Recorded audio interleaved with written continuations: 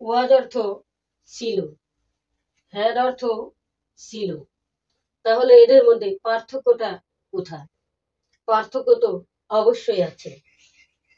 ওয়াজ অর্থ ছিল মানে সাবজেক্ট নিজেই ছিল, আর হ্যাড অর্থ ছিল মানে সাবজেক্টের ছিল।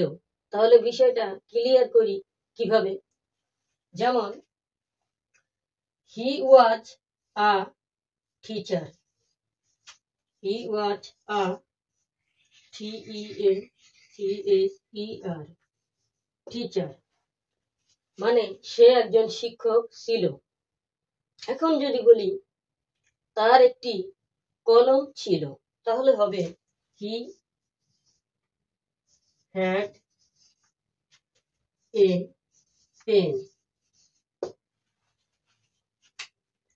তার মানে এখানে দেখা গেল প্রথম বাক্যে হি ওয়াজ আ টিচার মানে সাবজেক্ট নিজে একজন শিক্ষক ছিল, আর দ্বিতীয় বাক্যে হচ্ছে হি হ্যাড আ পেন, তার একটি কলম ছিল, তার মানে সাবজেক্টের ছিল। তাহলে বিষয়টা কি হলো? ওয়াজ মানে সাবজেক্ট নিজেই ছিল, আর হ্যাড মানে হচ্ছে সাবজেক্টের ছিল। বিষয়টা কি ক্লিয়ার?